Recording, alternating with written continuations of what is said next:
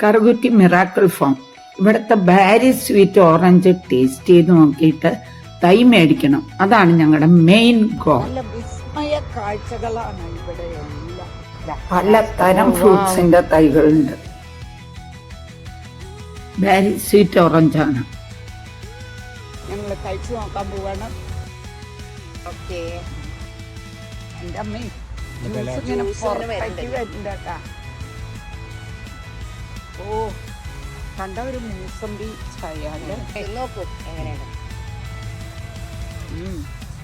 നല്ല സ്വാണ്ട്, നല്ല മധുരം കേട്ടോ.